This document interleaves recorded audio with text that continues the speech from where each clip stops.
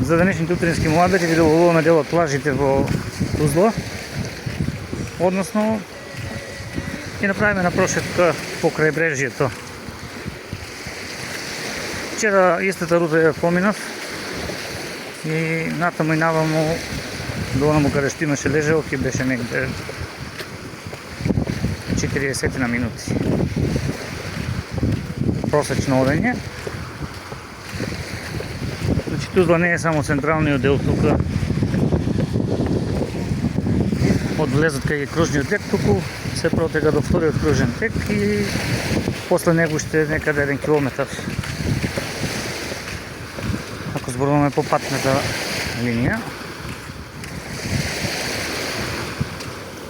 Сега негде кога се прави ово видео 9 часот и 15-20 минути.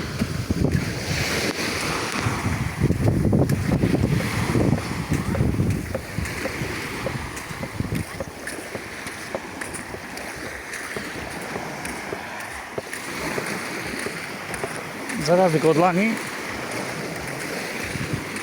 забележуваме поголем број на млади лица негде меѓу гимназија и факултет.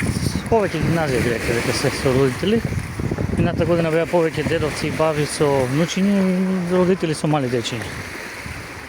Еве, и ова е таква ситуација, сега уште има и најбројни се тие туристи.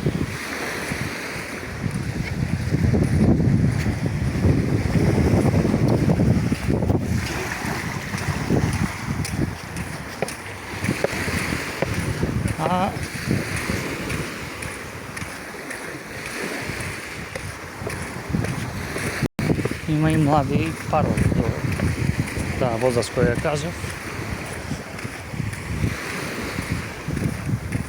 Но најчесто родители се браќа и сестри, браќа или сестри. Ови се тука од 8-9 одделение до 4-та година. Водата, гледате, бистра утрото секогаш. Во овој дел имаме и помалку капачи, не се толку навиени една до друга лежалките и понекако изгледа релаксирано. Слободно плажување.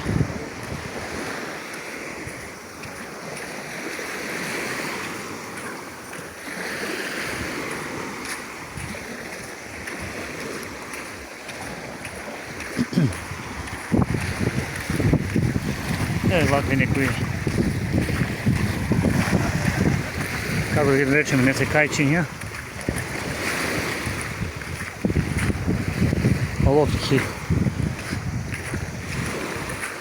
претежно си носат капачите и се релаксираат.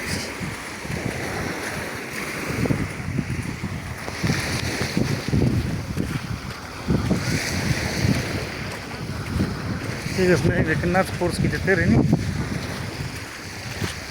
Не ги знаеме имињата на сите плажи, но еве целта ни да ловим за сите кои планираат да летуваат во Фринјо, да знаат што може или Тузла, како што викаат одешните жители.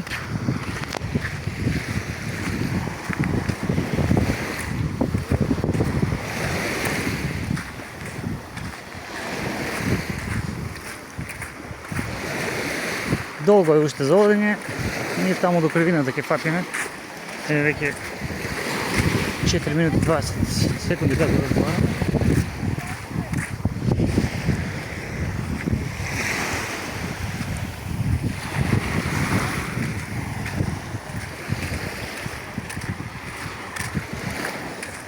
Широка плажа, што е најважно, широки паркинзи, широки улици и широко шеталиште. Тоа е карактеристика за ова место. Во неколку претходни видеа видовте и за самото шеталиште, и за базарниот ден, и за тоа утрото каде може да ручкувате во една продавница за бели печива.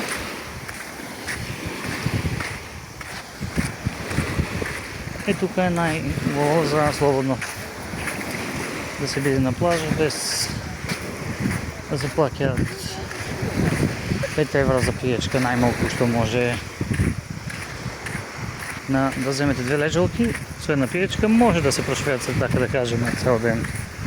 Бидејќи нели одмарате во текот на денот на најјаката желја што велиме. Обично луѓето се прибираат, а пак излегуваат негде околу 15 часот. Но генерално 10 евра ќе му дојде ако сте фамилија да земете сите 4 лежалки. Сега нормално. Дека ако не планирате пак да ручите таму, да има можност да си порачате и храна, допълнително 5 евра за едно, 6 хамбургер. Значи дневно 20 евра би ве чинило ако сте на лежалка. Отпели. Сега во зависност што сакате, дали само пијачка или јадете таму.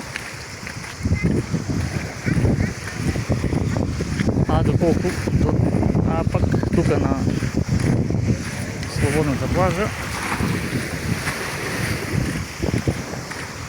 ќе се поминете ако дома се си извршите на сабајда доручек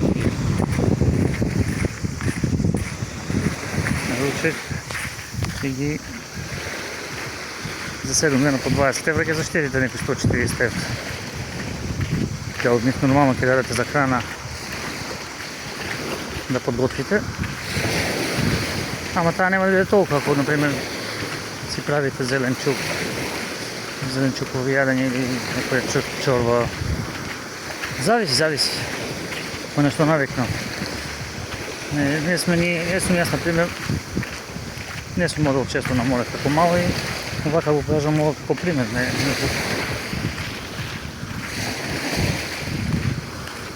Знаеме дека сите знаете како е на море кој сте биле, како се движат цените, не ова да ви нешто солиме памет или туку да ви да ловиме плажата првично беше. Незината должина, значи позади таа последната зграда што се гледа таму, има одење негде уште може би пола километар. Вчера баш бевме таму и сакавме да видиме позади тоа што има. Има и други објекти освен на шеталиште кои го поминавме, таму не сме правеле видео како е. А и таму има доста капацитет за сместување.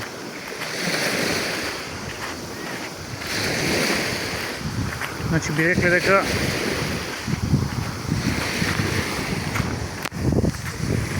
тут е убаво местенце за сместување, бидејќи на 220 на километри од Делчево. Ако знаеме дека порано Делчево Скопје беше 175 км на оној знак кај семафорите, се сеќавам. Сега со автопатот преку Миладиновци е скратен за 50-тина. Оддалеченоста на Тузла од Делчево е стварно нешто што би рекле најблизу така од сите туристички места. Зато тука најмногу има. Од Делчево сретнавме една фамилија само, ама има, знаеме минатата година да сретнеме доста фамилии. Инаку овде, поради близината на Бугарија со Грција, бугарите доаѓаат овде. 70% се туристи од оваа соседна земја, останатото е 5 до 10% македонци и локалци од Грција. Сега не би оделе толку до да ви искористиме и ние дел од водото време да се послончаме. Ево уште еднаш. Тука има нешто како кампови.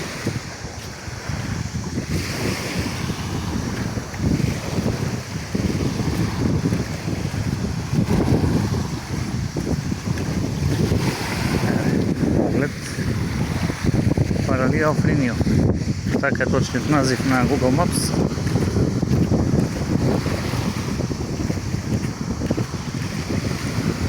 Од таму каде што започнавме надолу има уште 100 километар и пол. И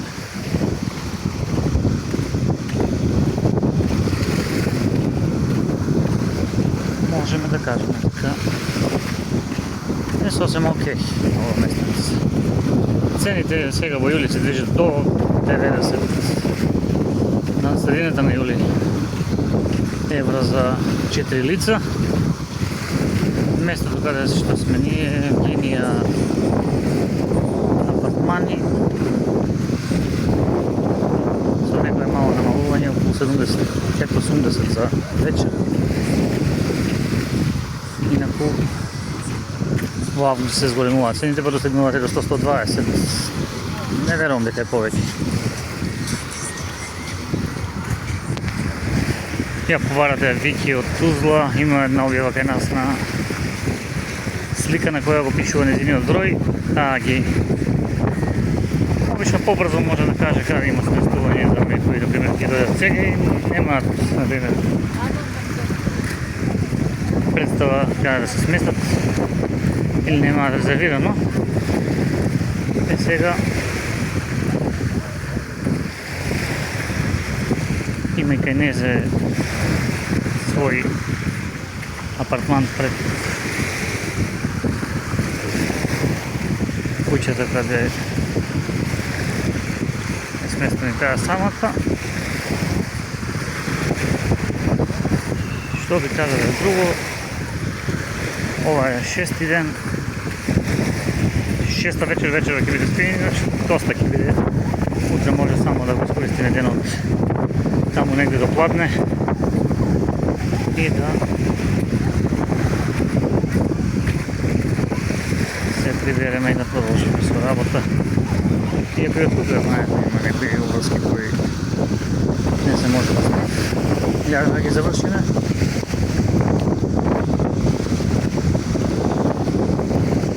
Делото 35 на YouTube, 3100 и нешто се оставили. Па, би било добро, некој не сте го направили тоа да го направите. Од гледање не се заработува на YouTube, тоа знаете туку од рекламите, доколку некој си пушти видеото и ако не ги прескокнува, обично се прескокнува, така да нема некаква заработка. На 2-3 месеци колку интернетот да се покри, тоа сме го кажували во некоја прилика.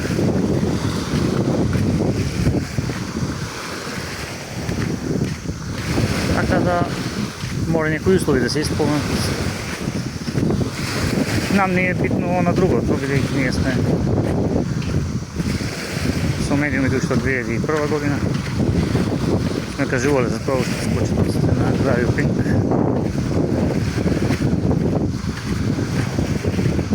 Па, Радио Зора, телевизија, едно сниди очот пет на Фейсбук, кој недавно го доби 100.000 следбеник. Така да само финансирачки кога човек работи, може да се снаоѓа. Со тек на времето може да децата ќе пороснат и се зголеми и бројот на сабскрајбери на YouTube, па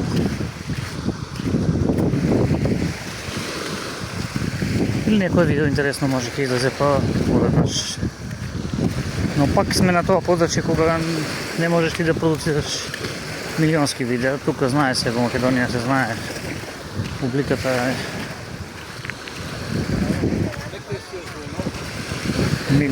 до милиони нешто кои имаат мобилни телефони, 1.200.000 така фигурира. Кои имаат апликацијата на нивниот телефон, така да треба да имаш нешто екстра, повеќе се следат политички настани кај нас. Нешто треба да објавуваш негативни работи во смисла за да се поправи често. Ама се треба и екипичка, реално, за тоа. Така да сите они кои снимате, како е вид на објаснување за тоа за вас.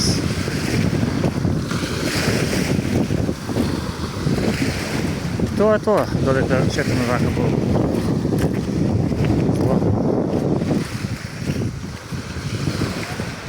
ги видовуваме од самата плажа. Покрај на овој Венски морет.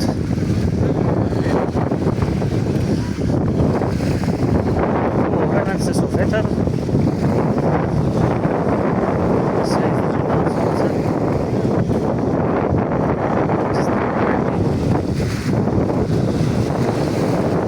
Може да се сонче чуе.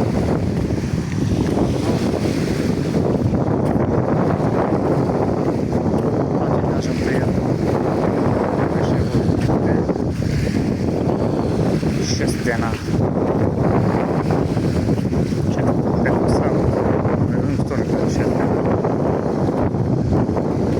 Вечер само така 19-20-30 часот малку се наоблачи и заврна некој краток дожд, но за изненадување другиот ден водата беше толку мирна и имаше мали облаци, така што можеше да се седи под тоа го направивме. Од чадорите скоро цел ден без страв да изгориш. Сега и на сенка фати. Јас, например, се сончев на сенка. Гледот се варе доста сум поцрвенет. Најбитно витаминот D добро да се искористи. Да се складира нешто за зимските денови. Се сеќавам на еден одмор во Египет. Колку беше жешко што ми се чини од топлината што ја насобрав, после 4 години немав некоја разболување во смисла на измрзнато се сличи. Дали е од тоа или не знам.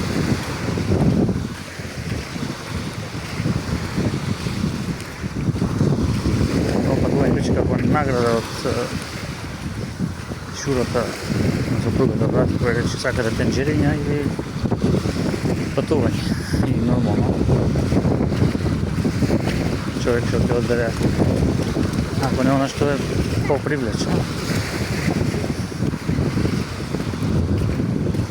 Сега тоа е тоа. Се шегува супруга да види, не ти е срам некој да кажеш што човекот го плати тоа патување. Нормално. Таму беше се овој крузив и освен некој сувенирче така за пак. Човек подазич. Генерално се сеќавам на картата беше тогаш 50.000 денари со авионска карта. Пред 2009 година. А тука во Тузла е трети или четврт пат. За најмногу, како што кажа, заради близината. Не може секогаш да се оди на некоја дестинација. Во 5-6 години еднаш може би човек собере некој денар повеќе. Инаку па сега треба да се реално одмори. Нашата работа е таква да мојата лично премногу податоци, премногу снимање видеа, движење лево десно, сега во август скина многу работа и си треба да се подготви вака. Ти опушта звукот на морето.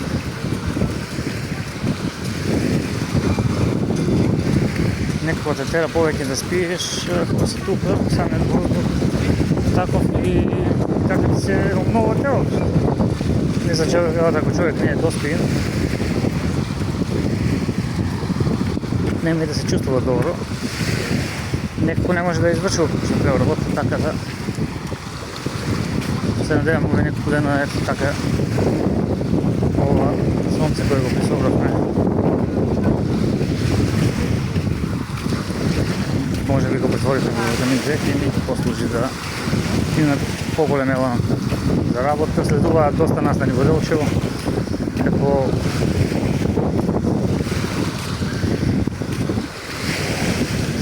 31 хуманитарна вечер во село Габрово, 1 и 2 може би ќе бидеме поканети во Русиново, 2 август во Злегор, потоа Шанска, Малска средба и Селеничка во село Град, Расадничка вечер на 15-ти, село Вирче исто така гостува Василија Петрова на 6 или 7, па во градскиот парк во Делчево на 7 и 9 ќе гостуваат Миладиновски влакови, Амадеус Бенд, така натаму. И така натаму. Значи, се на едно бурно музичко лето со доста атмосфера тука со ние. Не мора да седна малку да се посмучам и тоа е тоа, поздрав.